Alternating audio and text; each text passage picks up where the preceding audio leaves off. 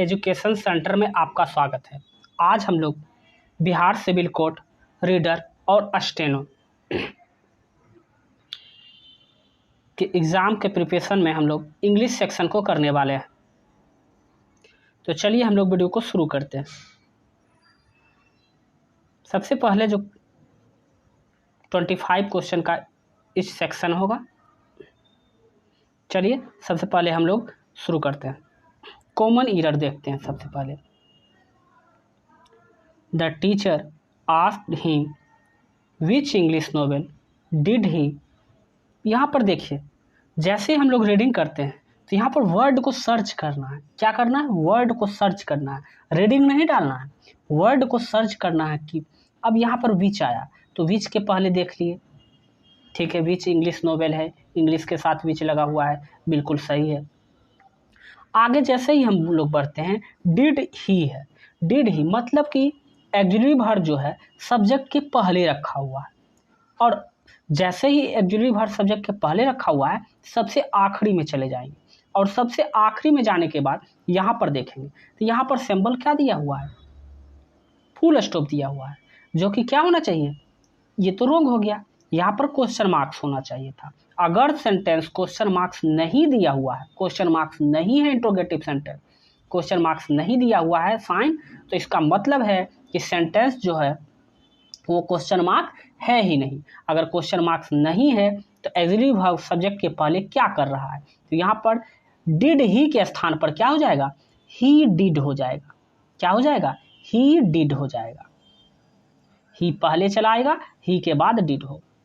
इस तरह से इसका करेक्शन किया जा सकता है। इस तरह से इसका आंसर ऑप्शन नंबर सी गलत हो जाएगा। आप लोगों को ध्यान में रखना है।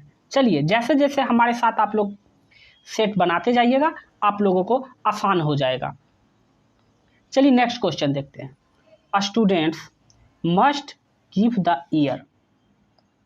यहाँ पर देखिए, गिव द ईयर्स का मतलब होता है किसी बात को ध्यान से सुनना। ये एक आइडम फ्रेज है, इसमें किसी भी प्रकार का कोई बदलाव नहीं होता है। इस वजह से इसका आंसर क्या होगा? द ईयर्स हो जाएगा। ईयर्स में एस लग जाएगा। ऑप्शन नंबर बी जो है एरर है। चलिए नेक्स्ट क्वेश्चन हम लोग देखते हैं। I doubt.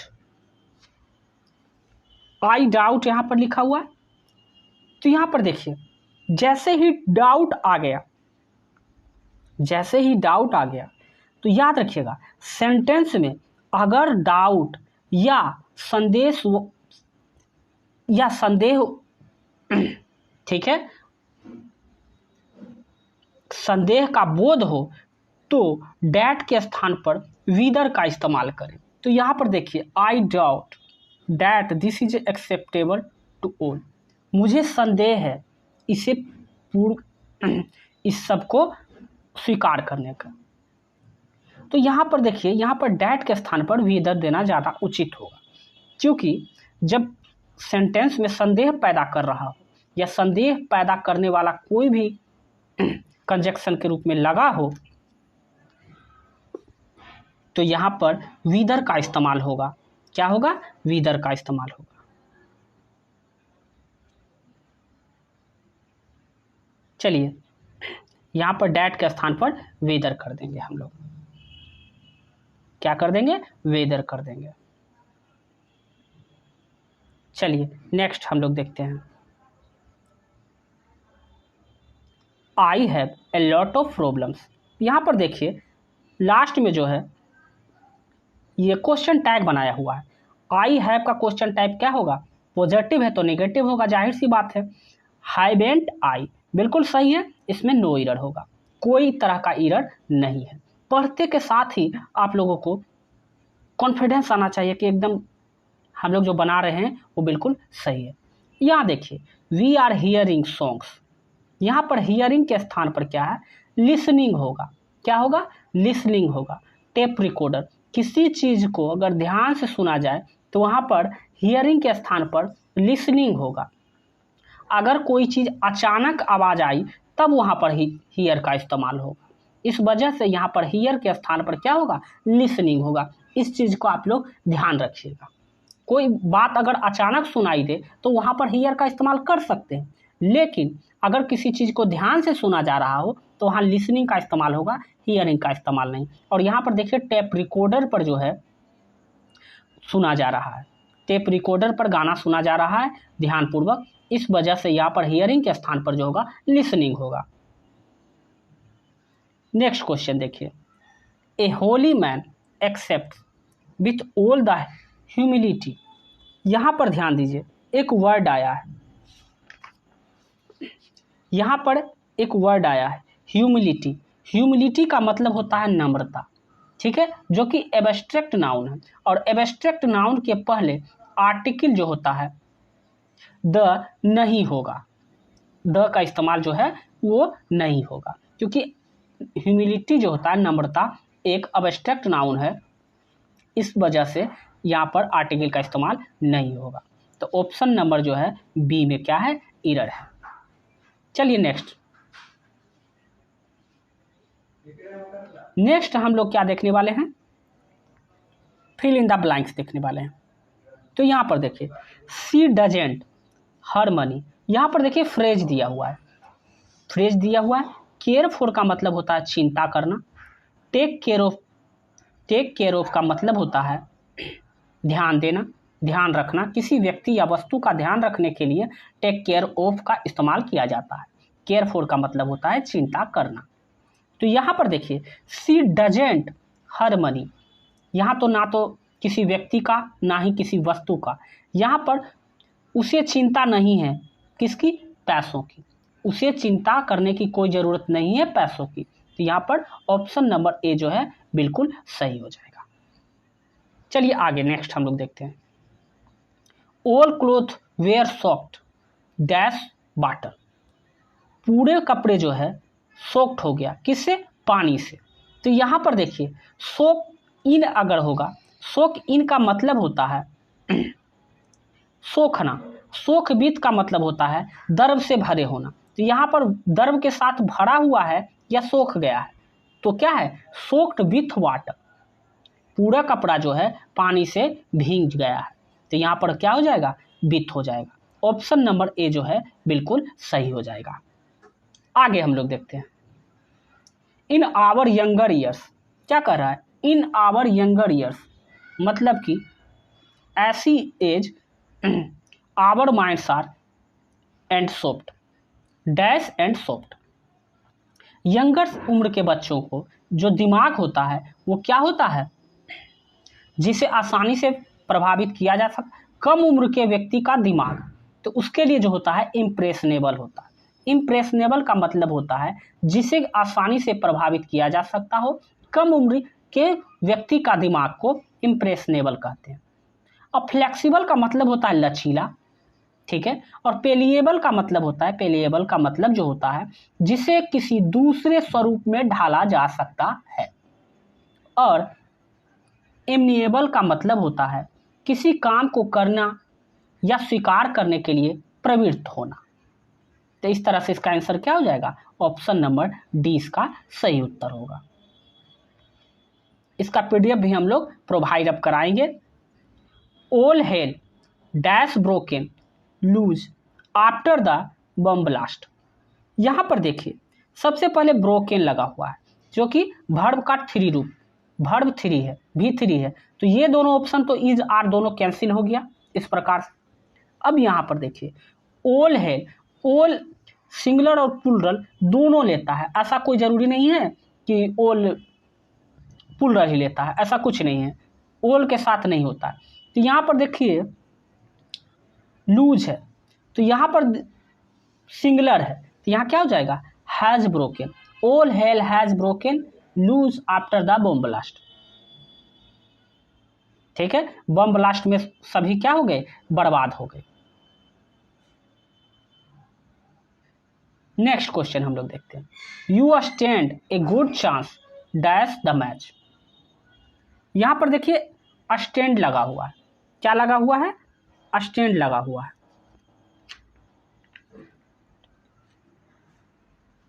बहुत अच्छा चांस है यह मैच जीतने का, of winning the match, of winning the match, ठीक है। इसका आंसर क्या हो जाएगा, ए हो जाएगा। आई होप आप लोग अच्छे तरीके से समझ गए होंगे। चलिए अब हम लोग साइनो और एंटो करने वाले हैं।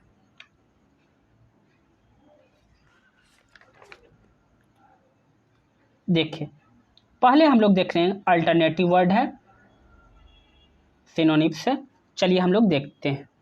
इनोकुअस, इनोकुअस का मतलब होता है हानि रहित, हानि रहित, हानि रहित। हार्मलेस का भी मतलब क्या होगा? हानि रहित।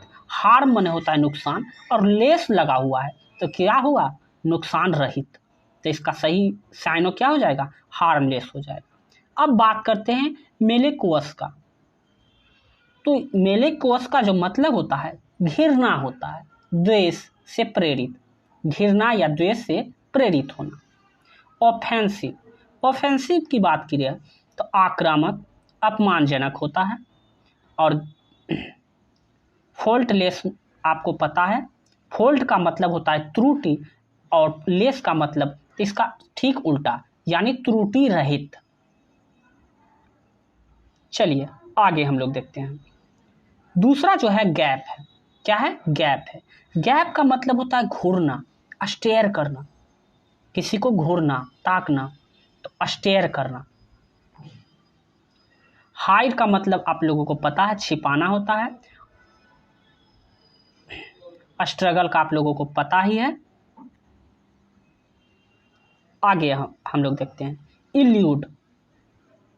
इल्यूड का जो मतलब होता है किसी के बचने की कोशिश करना, बच निकलना, किसी से बचने की कोशिश करना, वो होता है इल्यूड, अर्थात एवॉइड करना। ठीक है।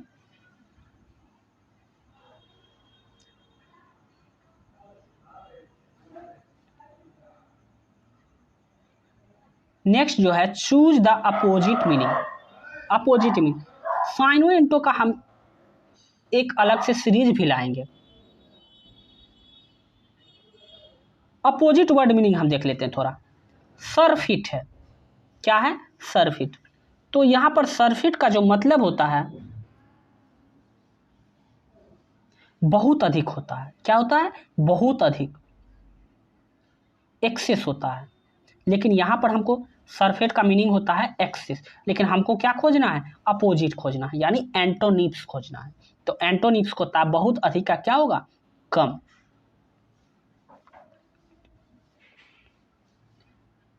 और यहां पर देखिए डिफिशियंसी का मतलब जो होता है कमी होता है।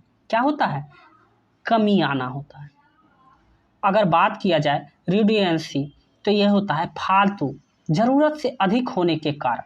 तो इसका मतलब कहीं ना कहीं अधिक ही है। फुलनेस का मतलब भी तो वही हो गया, भरा हुआ।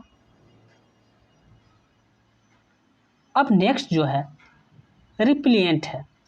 और रिप्लिएंट का मतलब होता है घिरना, रिप्लेसिव, एवोरेंट, सभी का एक ही मतलब होता है घिरना करना। रिप्लेसिव, एवोरेंट।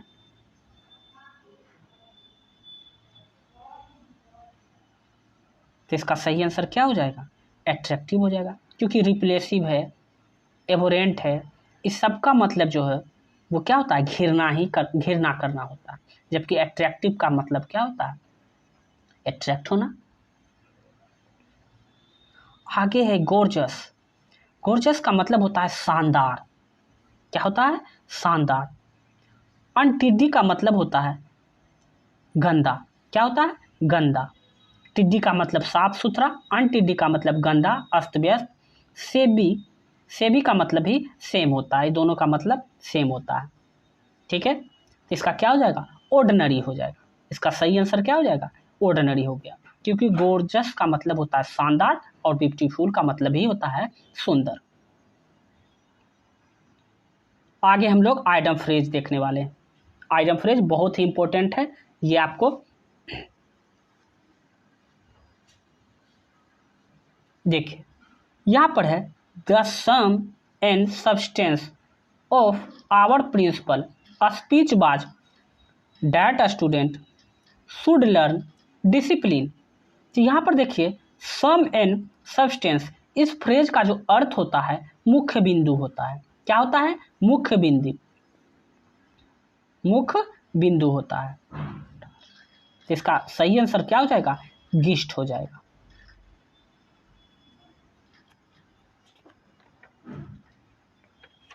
गिस्ट हो जाएगा। थीम का मतलब होता है विषय, थीम का मतलब होता है विषय, और ये गिस्ट का जो मतलब होता है मुख्य बिंदु होता है। Next question, he is an honest man, वह ईमानदार व्यक्ति है। He will take a bull by the horns and handle the management. ठीक है, वह ईमानदार व्यक्ति है। Take the bull by horns, take the bull by horns, इस फ्रेज का अर्थ होता है समस्या को पूरे साहस के साथ निपटा ले।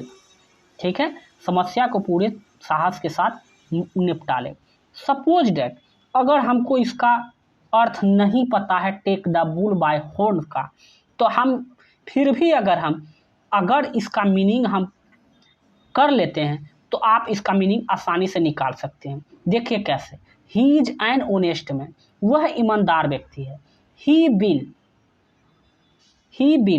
हैंडल द मैनेजमेंट, वह ईमानदार व्यक्ति है, वह यह कर लेगा, मैनेजमेंट हैंडल कर लेगा। इसका अर्थ क्या हुआ कि वह पूरे साहस के साथ यह काम को कर लेगा, यानी फेस द प्रॉब्लम बोल्डली। अब यहाँ पर देखिए, अगर मीनिंग अब निकालते हैं, इसी से सिर्फ मीनिंग निकालते हैं। Fight A bull building it's source, तो फाइट तो यहाँ युद्ध तो नहीं कर रहा है, वह ऑनेस्ट व्यक्ति जो है वह हैंडल कर रहा है किसी चीज़ को, मैनेजमेंट को, किसी चीज़ को हैंडल कर रहा है, तो यहाँ पर फाइट तो करेगा नहीं। Face the problem becoming nervous, और यहाँ पर जब वह ईमानदार व्यक्ति है कि किसी भी समस्या को मैनेज कर लेगा, हैंडल कर लेगा, तो यहाँ पर कह रहा है बिकमिंग नर्वस, कि अगर प्रॉब्लम जब आएगा तो वह नर्वस हो जाएगा, तो ये भी बिल्कुल गलत हो गया। अब यहाँ पर देखिए क्या है, face the problem boldly, face the problem boldly, वह प्रॉब्लम को साहसपूर्वक क्या कर लेगा, संभाल लेगा। तो यहाँ पर क्या होगा, आंसर ऑप्शन नंबर सी हो जाएगा, run away seeing the bull. वह ये तो एकदम बिल्कुल गलत है, तो ऑप्शन नंबर सी, इस तरह से हम देखिए मीनिंग भी आसानी से निकाल सकते हैं। नेक्स्ट क्वेश्चन देखिए, he did me a good turn, he did me a good turn by recommending for the post of principal, of principal.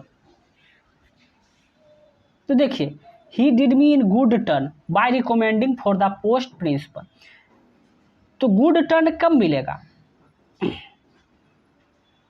Did an act of kindness, क्योंकि उसके दयालुता के कारण। Good turn by recommending, post उसको किस में recommend किया गया है, प्रिंसिपल के लिए। Did an act of kindness के कारण, तो ऑप्शन नंबर ए जो है इसका सही आंसर हो जाएगा।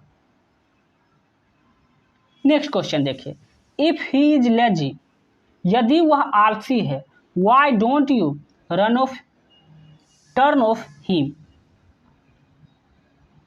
अगर वह आलसी है तो, अगर वह आलसी है तो क्यों नहीं उसको डिसमिस कर दिया जाए, अगर वह आलसी है तो क्यों नहीं उसको क्या कर दिया जाए, डिसमिस कर दिया जाए। Turn off, turn him of का मतलब होता है बर्खास्त कर देना, हटा देना। अगर वह आलसी है तो क्यों नहीं उसको हटा दिया जाए, तो डिसमिस ऑफ हो जाएगा। स्कोल्ड हिम का मतलब होता है डांटना, फटकारना। पनिश का मतलब होता है दंड देना। वार्म अप का मतलब होता है चेतावनी देना।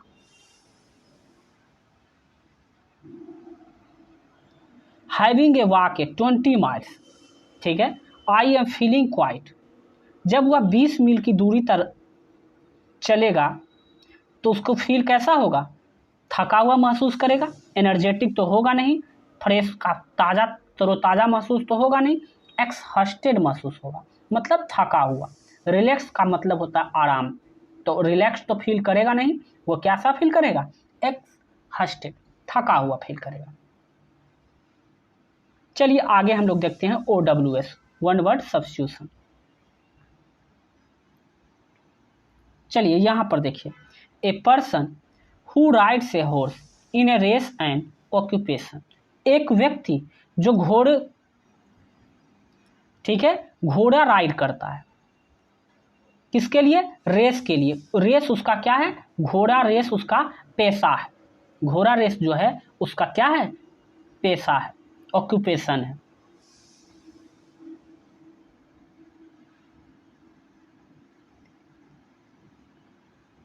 तो यहां पर देखिए, तो यहां पर क्या हो जाएगा?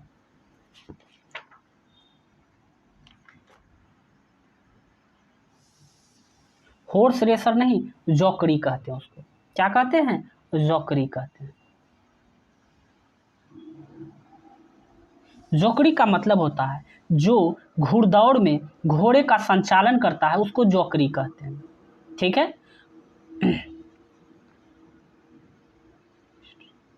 इक्वेस्ट्रियन, इक्वेस्ट्रियन का मतलब होता है घोड़े से संबंधित, घोड़े से संबंधित। चलिए आगे हम लोग देखते हैं। A widely accepted rule of conduct और general truth briefly expressed. Syllogism का मतलब होता है कथन, डॉक्ट्राइन का मतलब होता है सिद्धांत, और मैक्सिम का मतलब होता है आम व्यवहार को निर्दोष करने वाला वक्तव्य। A widely accept rule conduct of general truth briefly expressed. आम व्यवहार को निर्देशित करने वाला वक्तव्य को क्या कहा जाता है? मैक्सिम कहा जाता है। अटेंट का मतलब होता है विशेषता। तो इस तरह से इस प्रश्न का उत्तर क्या हो जाएगा? Option number C, maxim. I hope आप लोग अच्छे तरीके से समझ रहे हैं। One who possesses many talented, जिसके एक वह व्यक्ति जिसके पास बहुत सारा टैलेंट हो, उसको क्या कहेंगे? बहुमुखी प्रतिभा, यानी वर्सेटाइल। क्या कहेंगे? वर्सेटाइल। वर्सेटाइल का मतलब होता है बहुमुखी प्रतिभा वाला व्यक्ति। और अब डेक्स्ट्रस की बात करें तो डेक्स्ट्रस का मतलब होता है निपुण होना, किसी में दक्ष होना, निपुण होना, किसी काम में दक्षिण होना, किसी काम में दक्ष होना। लेकिन यहाँ पर कह रहा है उसके पास बहुत सारा टैलेंट है, मतलब कि हर क्षेत्र में, यानी वर्सेटाइल है, बहुमुखी प्रतिभा वाला है। आप लोग अच्छे तरीके से समझ गए होंगे। एक्सेप्शनल का मतलब आप लोगों को पता ही होगा। एक्सेप्शनल का मतलब होता है शानदार। नेक्स्ट क्वेश्चन आप लोग देखिए। One who drives pleaser from A inflicting pain on others. तो यहां पर देखिए, सैडिस्ट का मतलब जो होता है जो दूसरे को दुख देखकर खुश होता है, उसको सैडिस्ट कहते हैं। देखिए यहां पर क्या है? वन हु ड्राइव्स प्लीजर, एक वह जो खुश होता हो, from A pain on others, जब किसी दूसरे को दुख होता है उसको देख कर जो है खुश होता है, उसको सैडिस्ट कहा जाता है। जो दूसरे को दुख को देखकर खुश होता है उसको सैडिस्ट कहा जाता है। और यहाँ पर देखिए मीनिंग साफ साफ है। वन हु ड्राइव्स प्लीजर, एक वह जो आनंददायक हो, खुश होता है। कब? फ्रॉम पेन अदर्स, जब दूसरे को तकलीफ होती है। तो इसका सही आंसर क्या हो जाएगा? ए हो जाएगा, सैडिस्ट। आप लोग देख रहे हैं कि किस तरीके से मीनिंग निकल रहा है। आगे देखिए, मैनिक। इसका मैनिक का जो मतलब होता है किसी खास काम करने के लिए का जुनून होना, किसी खास काम करने का जुनून होना को कहा जाता है मैनिक। आप लोग इसको भी अच्छे तरीके से याद रखिएगा। रिक्लूस का मतलब होता है सन्यासी, जो समाज से अलग रहता हो। हिडोनिस्ट, हिडोनिस्ट का जो मतलब होता है जो शारीरिक सुख को सबसे अधिक महत्व देता हो, उसे हिडोनिस्ट कहा जाता है। तो इस तरह से आज का सेट समाप्त हो गया। तो अब इस पर हिंदी सीरीज भी बहुत जल्द इस चैनल के माध्यम से प्रोवाइड कराया जाएगा। सिविल कोर्ट, चाहे वो क्लर्क हो या प्यून हो, सभी के लिए हिंदी सेट अब प्रोवाइड कराया जाएगा, हिंदी का भी। उसके बाद हिंदी का भी 25 क्वेश्चन MCQ कराया जाएगा। पहले हिंदी का थ्योरी सेक्शन कंप्लीट कर लेते हैं। कुछ जो है जो थ्योरी पढ़ने की ज़रूरत होगी, उसके बाद हम लोग इस पर MCQ भी लाएंगे हिंदी का। फिर प्रैक्टिस सेट प्यून का अलग से चलेगा, प्यून का प्रैक्टिस सेट भी चलेगा इस चैनल के माध्यम से। प्यून का प्रैक्टिस सेट आप लोगों को 18 तारीख से चलेगा। 18 अक्टूबर से जो है प्यून का सेट, प्रैक्टिस सेट इस पर अलग से प्रोवाइड कराया जाएगा। तो अभी के लिए बस इतना ही, मिलते हैं हम लोग नेक्स्ट वीडियो में। अभी के लिए इतना ही, जय हिंद।